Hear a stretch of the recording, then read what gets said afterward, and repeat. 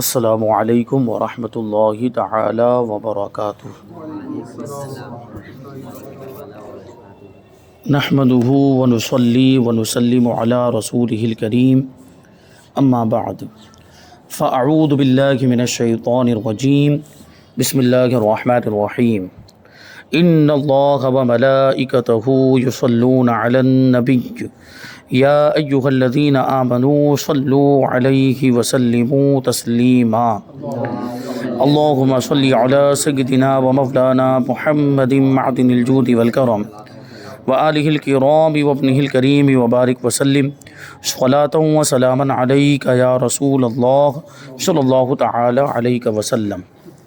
تو پیری مریدی کا بیان جاری ہے، اور اس میں مرید ہونے کے فوائد بیان کیے جا رہے ہیں۔ تو اس میں بیچ میں اعلیٰ حضرت رضی اللہ تعالیٰ عنہ کی عبارت پیش کی تھی، اور اس میں ایک جملہ آیا تھا کہ جس کا کوئی پیر نہیں اس کا پیر شیطان ہے۔ تو اس کو مزید اس کی وضاحت کرتے ہیں، کیونکہ ہو سکتا ہے اس سے کوئی مس گائیڈ ہو جائے، کیونکہ بہت سے ایسے لوگ ہوتے ہیں جو مرید بنتے ہی نہیں ہیں۔ تو کیا وہ شیطان کے بہکاوے میں آ جاتے ہیں، یا وہ گمراہ ہو جاتے ہیں، یا پھر ان کا پیر شیطان کو مانا جائے؟ یعنی ہو سکتا ہے کہ مرید نہ ہونے کے باوجود بھی، بیعت نہ کرنے کے باوجود بھی حضور سے اس کا سلسلہ، فیضان کا سلسلہ جاری ہو جائے، اور وہ شیطان سے ویسے بھی تو بچ سکتا ہے، یعنی مرید ہوئے بغیر بھی تو بچ سکتا ہے، یہ بھی تو ہے امکان۔ بس یہ ہے کہ یہاں مرید ہونے میں زیادہ فائدہ اور مرید نہ ہونے میں خطرہ زیادہ ہے، تو اس وجہ سے وہ یہ کہا گیا۔ تو اس کی اور مزید وضاحت کرتے ہیں۔ یہ حاشیے میں لکھا ہے کہ اس کی وضاحت کرتے ہوئے اعلیٰ حضرت رضی اللہ تعالیٰ عنہ فرماتے ہیں کہ ہر بد مذہب فلاح سے دور ہلاکت میں چور ہے، یعنی ہر بد مذہب جو غلط عقیدہ رکھتا ہے یا جو گمراہ ہو گیا ہے، وہ کامیابی سے دور ہے اور ہلاکت کے قریب ہے۔ مطلقاً بے پیرا ہے، جو بد مذہب ہے بے پیرا، یعنی اس کا کوئی پیر نہیں ہے، اور ابلیس اس کا پیر ہے۔ جو بد مذہب ہے اس کا کوئی پیر نہیں ہے، ابلیس یعنی شیطان اس کا پیر ہے۔ اگرچہ بظاہر کسی انسان کا مرید ہو، بلکہ خود پیر بنے، راہ سلوک میں قدم نہ رکھے، ہر طرح لا یفلح وشیخ الشیطان، کہ وہ فلاح نہیں پائے گا، کامیابی نہیں پائے گا، اور اس کا پیر شیطان ہے، یہ اس کا مصداق ہے۔ یعنی جو بد مذہب ہے اس کی بات کر رہے ہیں، بد مذہب اور گمراہ کی بات کر رہے ہیں کہ وہ کسی کا مرید بن ہی نہیں سکتا۔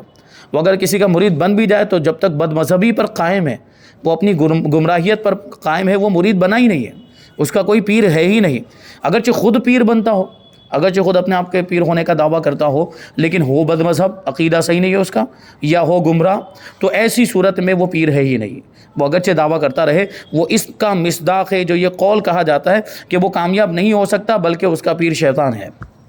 سنی صحیح العقیدہ کے راہ سلوک نہ پڑا، یعنی راہ سلوک پہ نہیں چلا، سنی ہے، صحیح العقیدہ ہے، لیکن راہ سلوک جانتا ہی نہیں ہے۔ راہ سلوک مطلب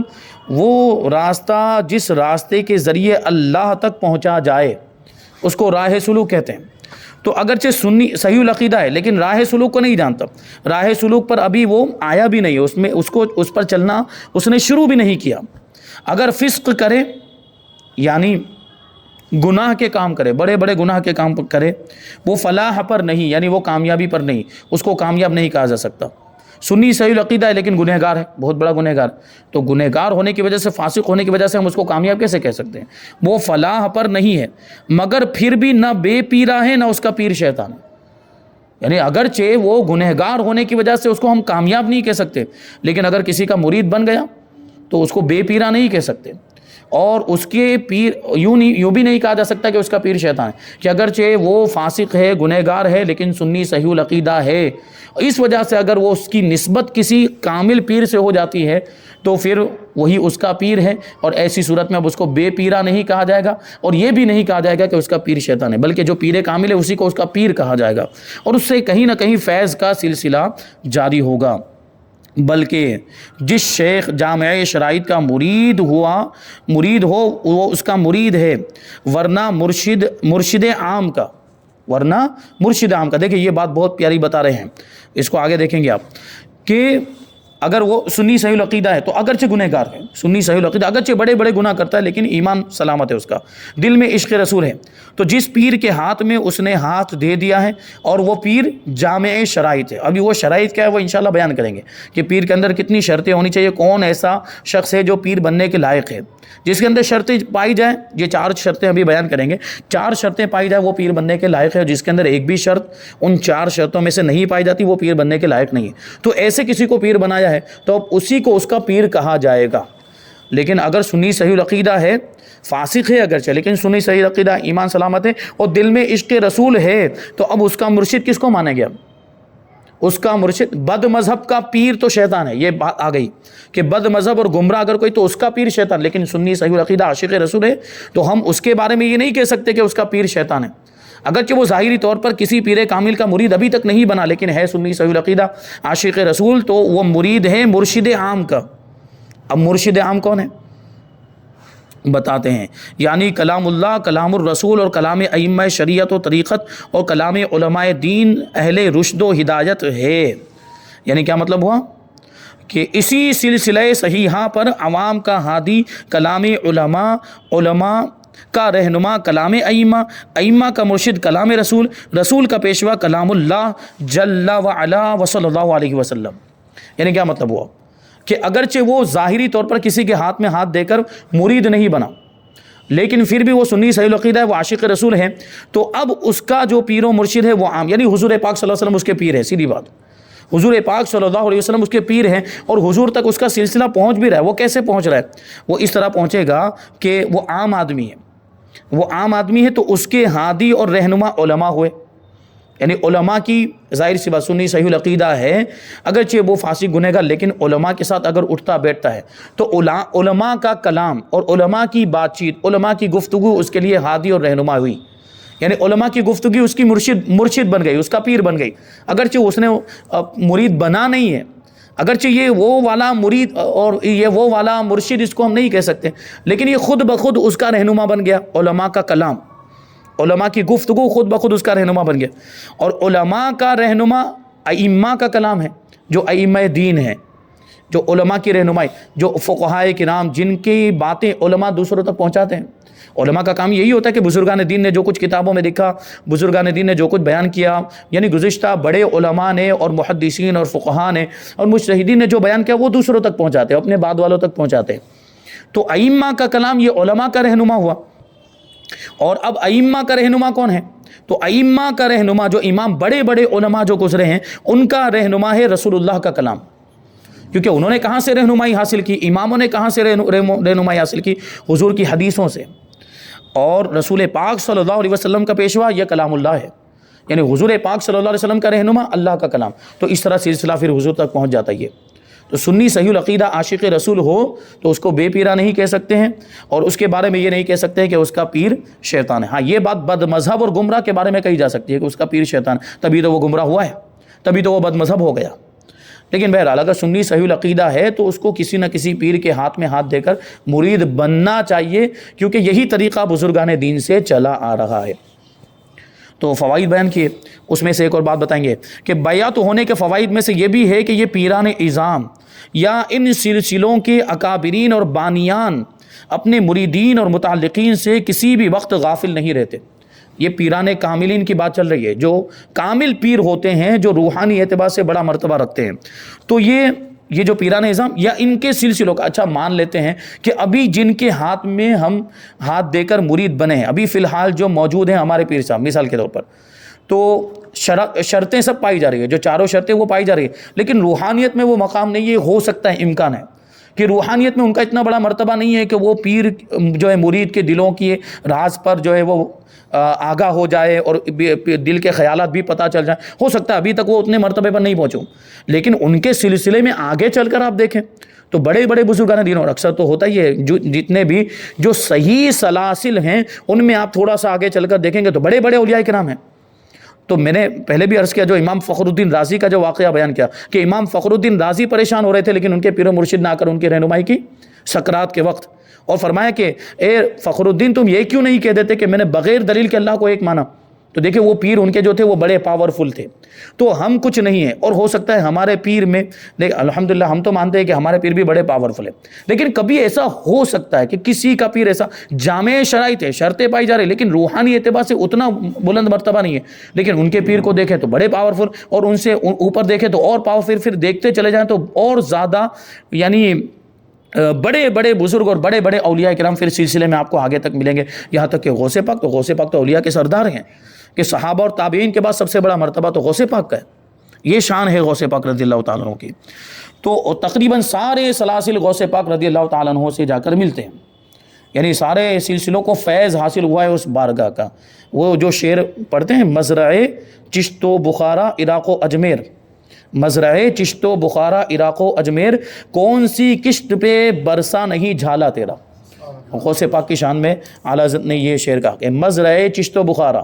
عراق و اجمیر، یعنی یہ جو سارے سلسلے نکلے ہیں ان کی جگہوں کی طرف اشارہ کر رہے ہیں کہ چشت جو علاقہ ہے اور بخارا علاقہ ہے، اور پھر عراق ایک علاقہ ہے، شہر بلکہ تو ملک ہے، اور اجمیر، یعنی یہ بڑے بڑے سلسلے انہی علاقوں میں سے نکلے ہیں، بڑے بڑے سلسلے، تو انہی سلسلوں کی طرف اشارہ کرتے ہوئے کہہ رہے ہیں کون سی کشت پہ، یعنی کون سی کھیتی پہ برسا نہیں جھالا تیرا، جھالا مطلب جو زوردار بارش ہوتی ہے، تو کون سی کشت پہ یعنی کون سی کھیتی پر آپ کی بارش، جو کرم کی بارش ہے اور فیضان کی بارش وہ نہیں برسی ہے، یعنی غوث پاک کا فیضان ہر سلسلے میں پہنچا ہے۔ تو یہ غوث پاک رضی اللہ تعالیٰ عنہ کی شان۔ غوث پاک سے نسبت اگر مضبوط ہونا تو آدمی کا ہر کام بن جائے، ایسی عظیم بارگاہ ہے۔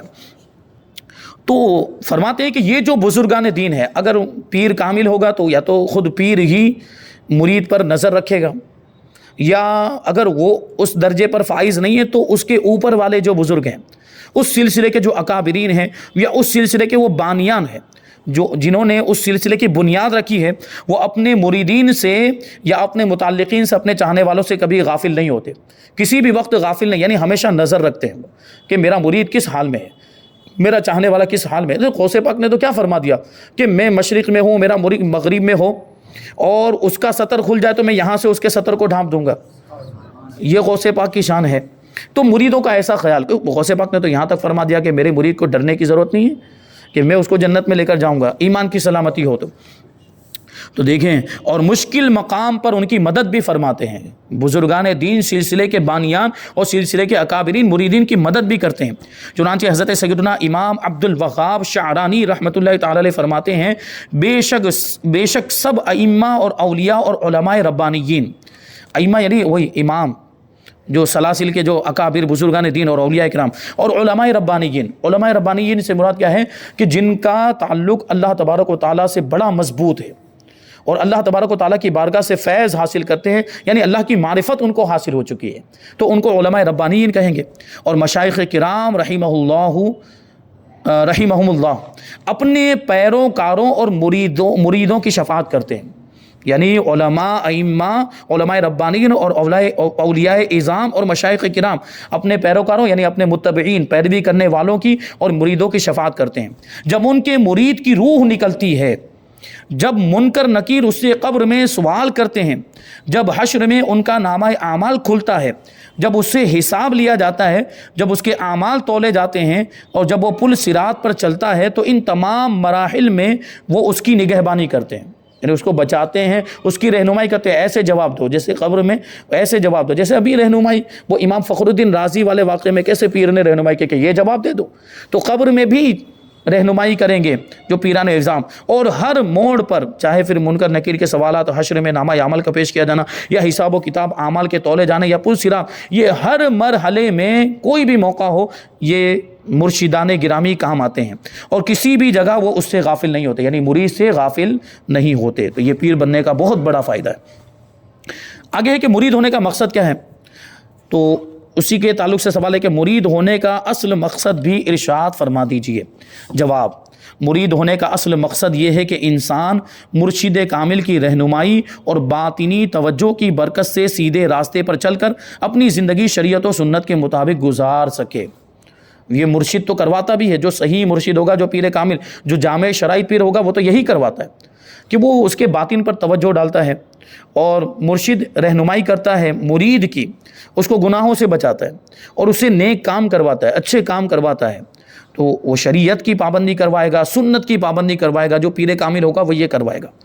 اور اگر راہ باطن اور معرفت پر چلنا ہو تو پھر بیعت ہونا ضروری ہے۔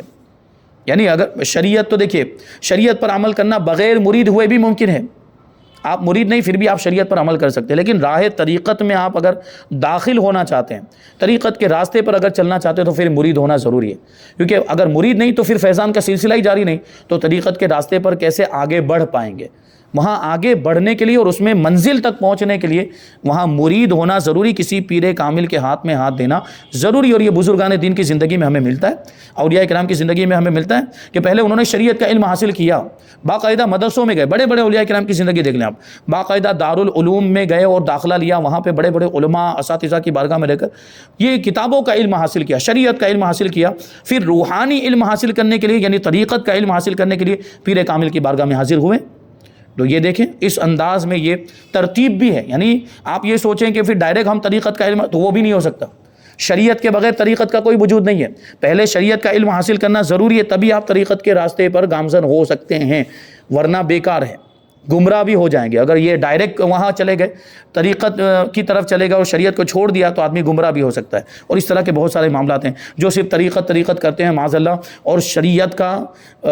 انکار بھی کر دیتے ہیں بسا اوقات، یعنی ظاہری طور پر صراحت کے ساتھ انکار نہیں کرتے، لیکن ان کے قول و فعل سے یہ بات ظاہر ہوتی ہے۔ اور شریعت کا مطلقاً انکار کرنا کفر ہے، کیونکہ شریعت نام ہے قرآن و حدیث سے نکلنے والے مسائل اور احکام، تو شریعت کا مطلقاً انکار یہ قرآن و حدیث کا انکار، اور جو قرآن و حدیث کا انکار کرے وہ کافر ہو جاتا ہے۔ تو دیکھیں اگر راہ باطن اور معرفت پر چلنا ہو تو پھر بیعت ہونا ضروری ہے، کیونکہ یہ راستہ انتہائی کٹھن اور باریک ہے، یعنی طریقت کا راستہ بہت ہی کٹھن، مشکل اور باریک ہے، جسے بغیر کسی رہبر کے طے کرنا اپنے آپ کو ہلاکت پر پیش کرنا ہے۔ لہٰذا اس راستے کو کامیابی اور کامرانی کے ساتھ طے کرنے کے لیے انسان کو مرشد کامل کی ضرورت ہوتی ہے۔ حجت الاسلام حضرت سیدنا امام محمد غزالی رحمۃ اللہ تعالی علیہ فرماتے ہیں کہ مرید کو کسی مرشد و استاد کی حاجت ہوتی ہے، استاد سے مراد روحانی استاد، کہ مرید کو کسی مرشد و استاد کی حاجت ہوتی ہے جو اس کی سیدھے راستے کی طرف رہنمائی کرے، کیونکہ دین کا راستہ انتہائی باریک ہے، جبکہ اس کے مقابلے میں شیطانی راستے بکثرت، یعنی شیطانی راستے بہت زیادہ ہیں۔ دین کا تو ایک ہی راستہ ہے جو صراط مستقیم، جو سیدھا راستہ ہے، اس کے مقابلے میں شیطان کے راستے بہت زیادہ ہیں۔ حضور پاک صلی اللہ علیہ وسلم ایک حدیث میں آیا، حضور پاک صلی اللہ علیہ وسلم نے ایک مرتبہ صحابہ کرام کی موجودگی میں زمین پر ایک لکڑی سے ایک سیدھی لکیر بنائی، ایک سیدھی ایسی لائن بنائے، اور پھر بہت ساری ایسی ادھر کچھ لکیریں بنائے، ادھر بہت ساری لکیریں بنائے، اور حضور پاک صلی اللہ علیہ وسلم سے صحابہ نے پوچھا یا رسول اللہ یہ کیا ہے، کہ ایک سیدھی لکیر بنائی اور پھر بہت سی ٹیڑھی لکیریں ادھر بھی بنائی ادھر بھی بنائی، تو حضور نے ارشاد فرمایا کہ یہ جو سیدھی لکیر ہے یہ ہے صراط مستقیم، یہ دین کا سیدھا راستہ ہے، اور یہ جو ادھر جو جا رہی ہے یہ سب شیطان کے راستے ہیں۔ تو شیطان کے راستے یہ بہت زیادہ ہیں، شیطان مختلف طریقے سے آپ کو بہکائے گا، بہت، یا تو شہوت کا بہانہ لے کر، یا دنیا داری کے اعتبار سے دولت وغیرہ کی لالچ، اور بھی بہت ساری چیزیں، کبھی تو علم کے ذریعے بھی بہکا دیتا ہے، علم زیادہ ہو جائے تو ابھی علم کی وجہ سے بھی آدمی بہک جاتا ہے، کبھی تو زیادہ علم ہونے کی وجہ سے بھی گم جاتا ہے، شیطان خود ہی گمراہ ہو گیا، وہ خود ہی علم کی وجہ سے وہ اپنے آپ کو بہت بڑا سمجھنے لگ گیا تھا، حضرت آدم علیہ السلام سے بڑا سمجھنے لگ گیا، تکبر کیا، اور اللہ کی بارگاہ میں کیا کہہ دیا، انا خیر من، کہ میں تو اس سے بہتر ہوں، میں اس کو سجدہ کیوں کروں۔ آدم علیہ السلام کو سجدہ کرنے کی جب باری آئی، انا خیر من خلقتنی من نار وخلقتہ من طین، کہ مجھے تو نے آگ سے پیدا کیا اور آدم کو تو نے مٹی سے پیدا کیا۔ اب اس نے اپنے اعتبار سے گمان کر لیا تھا، یہ باطل عقیدہ، جھوٹا عقیدہ اس نے گڑھ لیا تھا کہ جو آگ سے بنا ہو وہ بہتر ہوتا ہے اس سے جو مٹی سے بنا ہو، جبکہ حضرت آدم علیہ السلام اس سے کئی گنا بہتر افضل تھے، لیکن اس نے سجدہ نہیں کیا اور تکبر کیا، اللہ کے حکم پر عمل نہ کرنے کی وجہ سے پھر وہ راندہ بارگاہ ہو گیا، یعنی اللہ کی بارگاہ سے اس کو ہانک دیا گیا۔ تو شیطان کے راستے بکثرت اور نمایاں ہیں، تو جس کا کوئی مرشد نہ ہو جو اس کی تربیت کرے تو یقیناً شیطان اسے اپنے راستے کی طرف لے جاتا ہے۔ جو پر خطر وادیوں میں بغیر کسی کی رہنمائی کے چلتا ہے وہ خود کو ہلاکت پر پیش کرتا ہے، جیسے خود بخود اگنے والا پودا جلد ہی سوکھ جاتا ہے، اور اگر وہ لمبے عرصے تک باقی بھی رہے تو اس کے پتے تو نکل آئیں گے لیکن وہ پھلدار نہیں ہوگا۔ جو خود رو، عام طور پر آپ دیکھیں جو خود رو پودے یا درخت ہوتے ہیں یا جو خود بخود اگتے ہیں ان میں پھل نہیں ہوتے عام طور پر، یہ گھاس جیسے یہاں پہ خود بخود اگی، اس کے علاوہ اور بھی بہت سے پودے ہیں قبرستان میں یا ایسے عام جنگل وغیرہ میں آپ چلے جائیں جو خالی زمینوں میں وہ خود بخود جو پودے اگتے ہیں اس میں عام طور پر پھل نہیں ہوتے، اور پھل والے جو درخت ہوتے ہیں ان کی نگہداشت کرنی پڑتی ہے، ان کی ویسی نگرانی کرنی پڑتی ہے اور ان کو پانی دینا پڑتا ہے اس انداز میں، ان کی کیا کہیں گے نگرانی، تو وہ جو ہے کہ ان میں پھر پھل ہوتے ہیں۔ تو یہ والے جو پودے ہوتے ہیں جو خود رو ہوتے ہیں، خود ہی اگتے ہیں، تو اس کے پتے تو نکل آئیں گے لیکن وہ پھلدار نہیں ہوگا۔ مرید پر ضروری ہے کہ وہ مرشد کا دامن اس طرح تھام لے جس طرح اندھا نہر کے کنارے اپنی جان نہر پار کرانے والے کے حوالے کر دیتا ہے۔ یعنی کیا مطلب ہوا کہ اندھے کو اگر نہر کے کنارے چلنا ہو تو وہ کسی کا سہارا لے گا، وہ کہے گا کہ مجھے یہ نہر کے کنارے پار کرا دو، نہر کو پار کرا دو، تو اب وہ اس کے رحم و کرم پر ہے، اس کے بھروسے پر ہوتا ہے جو اس کو پار کرائے گا، اب وہ اس کو لے جائے گا۔ تو بالکل ہمیں بھی ایسا ہی کرنا چاہیے، پیر کامل کے ہاتھ پر اپنے آپ کو بالکل سونپ دینا چاہیے کہ اب یہ جہاں لے جائیں، لیکن پیر کامل ہونا چاہیے۔ ابھی جاہل پیر کے ساتھ اگر یہ معاملہ کیا تو وہ آپ کو گمراہ، وہ خود بھی گمراہ ہوگا، آپ کو بھی گمراہ کرے گا۔ اگر جاہل پیر کے ساتھ یہ معاملہ ہوا کہ ہم نے تو سونپ دیا، وہ جو چاہیں وہ ہمیں کہیں، تو اس طرح کے جو جاہل پیر ہوتے ہیں وہ غلط کام کرواتے ہیں اپنے مریدوں سے، اور وہ بھی خود غلط اور برے کاموں میں، گناہوں کے کاموں میں، بے حیائی کے کاموں میں مبتلا ہوتے ہیں، اور ان کے مرید بھی۔ اور ایسے پیر پھر وہ جاہل عوام کو بھی بڑے پسند آتے ہیں، کیونکہ ایسے پیر جو ہے ان کو اچھے کاموں کا حکم نہیں دیتے، اور ایسے پیر ان کو گناہوں سے نہیں بچاتے، ان کو بہت اچھا لگتا ہے، تو ایسے پیروں کے بڑے دیوانے ہو جاتے ہیں لوگ۔ لیکن یہ جو پیر ہیں وہ رہنمائی تو کیا کریں گے، وہ خود بھی گمراہ ہوتے ہیں اور اپنے مریدین کو بھی گمراہ کرتے ہیں۔ تو پیر کامل ہونا چاہیے، تو جس طرح اندھا نہر کے کنارے اپنی جان نہر پار کرانے والے کے حوالے کر دیتا ہے اور اس کی اتباع میں کسی قسم کی مخالفت نہیں کرتا، کیونکہ اس نے سونپ دیا اور اس نے کہہ دیا کہ مجھے تمہیں نہر پار کرانی ہے، اب وہ بیچ میں بولتا نہیں ہے